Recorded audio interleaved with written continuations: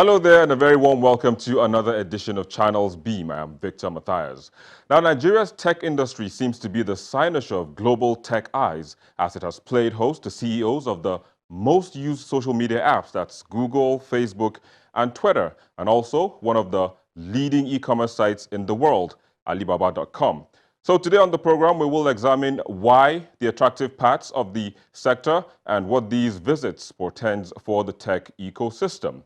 But just before we begin, we will be taking you through some of the most talked about trends in the social media in the past week.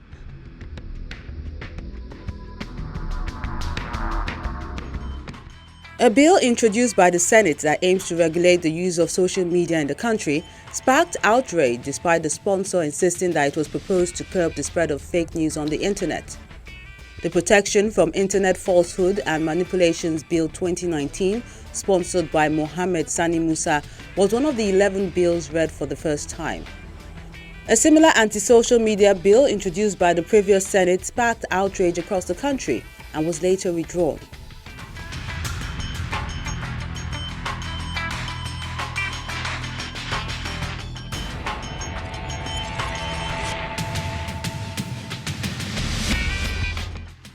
The judgment of an Abuja High Court on the rape case involving Mrs. Busola Daokolu and Pastor Biodu Fatoibo drew the attention of Nigerians. The court threw out Mrs. Daokolu's 17-year rape claim and fined her 1 million naira for wasting the court's time, a decision she insists will not break her. Well, there you go. Those were the trends in the past week. But joining us to look at today's topic, we have with us in the studio Muyiwa Matuluko. He is the editor-in-chief of TechPoint. Thanks for joining us on the program. Of course. We also have joining us in the studio as well, Ibukun Adeni, CEO of Hack Academy, a tech development company, so to speak. Thanks for joining us on the program. Thank you very much for having me. Great. Let me just come to you to get this conversation started for us. I mean, there's been a lot of these visits in this country by, CEOs of, major companies, tech companies, social media, as well as the e-commerce, sites. But why are they coming to Nigeria, first of all? Why is Nigeria so attractive? So if you ask any of them, they will tell you things about how Africa is the next frontier for digital economy, and Nigeria being, the largest population. And if you think about it, it makes sense. If you look at like the Twitter CEO, for example, who's coming from North America. Yeah. If you look at the internet population in North America as a whole, as the US and Canada, they're about 800 million, and maybe 900 million, 100 million left. Right? But Africa, but Nigeria, for example, or Africa, has 500 million internet users. So that's another 500 million that are not on the internet. So the opportunity is there. When you're growing and then your market is saturated, it's always logical business-wise to now expand your tentacles to other markets. Yeah. For you, what do you think attracts them? What do you think makes Nigeria the fine flower that makes butterflies to just hover around it? So Miwa covered it very well, but I'd like to add that they've been coming for a while. Bill Gates has been here even long before any of these modern guys have been coming. And so there's two major reasons. One, humanitarian. Bill Gates came because he wanted to fight polio, and Then these new generation guys, Facebook, they are coming because they need to expand, right? There's this law in economics I've been trying to remember, where that encouraged colonization. When the economy of Great Britain was getting to its peak, and the population was growing faster than the economy was growing, they had to go out and look for places to expand. Exactly. So they need to be able to justify their valuations. If their user base is not growing, the tech is a bubble, it will collapse, right? So they will lose a lot of money. So they need to keep expanding, keep pushing, and the only place they can go right now, they've been to India, they've been to so many countries. Right now, it's time for Africa. Are there any investments that they have made, just by their visits? I understand, Jack Dorsey actually hired someone, on the spot. But, that apart, have they made maybe investments in the tech ecosystem? I remember that Microsoft, earlier in the year, that was May, Microsoft came and hired about 10 or so software engineers, local. And that's the first time any big tech company, like most of the employees of big tech companies in Nigeria are usually in marketing, communications, sales, never software engineering. So they hired, and they say they're planning to hire about 500 in the whole of Africa over the next 4 years. And while it's, we can look at it that, okay, maybe they are trying to, this for the personal benefit, but we could also gain from it because if we look at it, they are going to end up giving back to the ecosystem in a way. Some of these developers or software engineers who work with them are going to end up starting their own companies. And that's how you build the ecosystem. People with talents, with experience, with bigger tech companies, they'll go ahead to start their own companies. And we're hoping that, okay, those people will think, okay, I should start my company locally and give back to the ecosystem. So there will always be ripple effects. We may not see them immediately, and I wish we could see them sooner. And just like Ibukun said, we had bargaining power, but So, people are actually scared of brain drain. People are thinking that, they'll move these people away. Because most of these companies have Nigerians working there. So they're thinking they will just take this talent away and they might not have the opportunity or the chance to develop locally. Do you see that happening? So I don't think so because, for example, Microsoft developers are actually in here.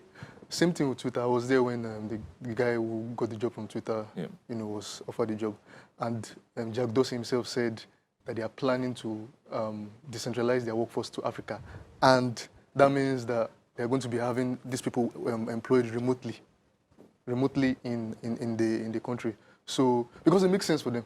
If you're going to export those guys into the markets where they play, labor laws and all of that, they're going to end up spending more. It makes more economic sense to actually have these guys here remotely. They're back here, And even Jack Dorsey himself is saying, he wants to come back to Africa, possibly Nigeria, and stay for 6 months. 6 months. So it makes so more sense. I was actually going to come to that. If he's going to move his operations, to Nigeria for 6 months, so to speak now, what do you see there? What do you see happening? Why do you think he wants to make that move, basically? To be honest, I can't really say, but I think for him, I think, because he keeps saying he wants to really learn what are the challenges with building a business in Nigeria or Africa as a whole. I remember him being asked how many Twitter users are in Nigeria, for example, and he said they're not enough. That's despite the fact that so many social movements have kicked off.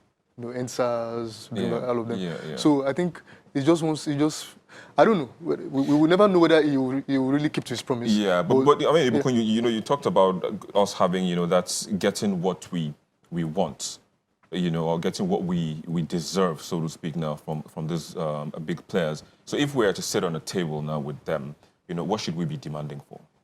Okay, let me give you an instance. When I started my first company, the major challenge I was facing, like when you spoke about brain drain.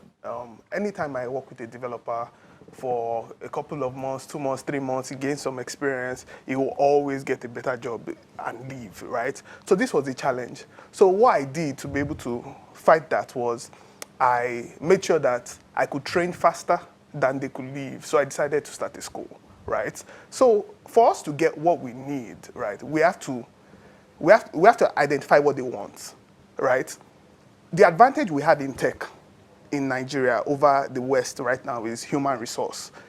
In America, it costs about $100,000 per year to hire a software developer, right? You can get somebody of equivalent talent in Nigeria for a fraction of the price, but we don't have nearly enough, right? So I think it's time for us to, take advantage. We know that, okay, these guys want this human resource, right? Let's tap into it. Let's monetize it. Let us begin to make money. You can see it's unfortunate that the company that has done it the best, which is Andela, is not even Nigerian owned, anymore. So I want to see more of that. Let's take advantage of this vast number. These are the things that will give us the highest return on the investment. All right, so he said something that actually just caught my attention. He said it's not Nigerian anymore. So now acquisitions are happening. Isn't that killing innovation, killing the growth of the ecosystem in Nigeria? I don't want to believe so. Again, it's about how we position ourselves to tap into these advantages or benefits. I don't think, like in the case of Andela, for example. I think Mark Zuckerberg invested a very hefty sum in it. And Andela has always, from the beginning, even though it's has always positioned itself as a more like an Africa-focused company as opposed to being an African company. So that's just, I would say that's a solitary case. Yeah. But aside that, I mean, there are many other examples of foreign money coming into Nigerian businesses, and there are always ripple effects. The only challenges we have is that the infrastructure to reap those benefits to the extent that we can are not there. So even if you have the human resource advantage and the talent, the environment is still not conducive enough to, accelerate growth as fast as it should. Yeah. Right? Yeah. But the fact is there's always going to be that, I won't call it excess, but there's always going to be that talent available, human resource available. Yeah. So the question is, how can we now improve on that? How can we tap into that and then develop the local ecosystem? Yeah. So pretty much, I mean, in all of this, what does the future hold? I mean, all of these players are coming. I mean, more tech companies are going to sprout, definitely. Globally but so they have chosen Nigeria to visit, so to speak. Now, I mean, that means there's something going on here. Yeah. But what is the future? What does the future hold? We're going to see many more of those visits, like you said, and we're going to see many more investments. The future I want to see, I won't say what is future, but the future I would like to see is that they continue, because I would like to commend what, for example, Microsoft is doing, which is hiring software engineering talent here. No matter how cynical you may be, that's actually a big move. So you want to see more of that? I want to see more of that. I want to see more, for example, Microsoft also launched a data center in South Africa. 2 data centers, actually. Oh, okay. We'd like to see more of that in Nigeria. So it's not only in Nigeria. Okay, you want that to happen in Nigeria? Yeah, they don't have that in Nigeria. So we'd like to see more infrastructure. But again... So Google's AI center is also in Ghana? Yeah, exactly. So Google's AI center in Ghana. Yeah. What about you? I mean, what do you want to see? I mean, what do you think the future holds for us? I would like to see more competition on our end. I want to see Nigerians solve Nigerian problems, right? Because it's going to take the CEO of Twitter 6 months moving to Nigeria to first even understand the problem, then before he can start to develop solutions for the problem.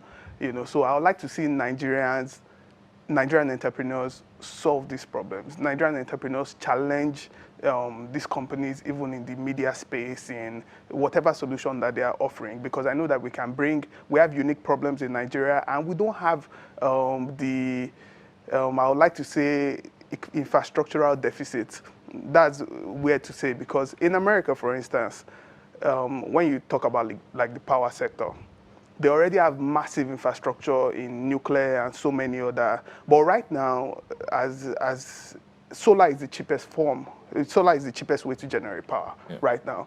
And so if Nigeria has a unique opportunity, because we don't have lights, right, to pioneer the technology. If we focused on if a Nigerian entrepreneur created a solid solar, this will be the largest market, and this will be the market that will be very easy to export even to the West. It will be easier because the company here will grow faster than it would grow in the United States, because there's so many challenges already. And so I want us to take advantage of where we are. We're in a very unique position as a third world country, right? It's a benefit. So it allows for innovation in ways that we can't imagine. So I would love that we don't wait for them to come and solve the problems here, that we try to solve our own problems and take it over there.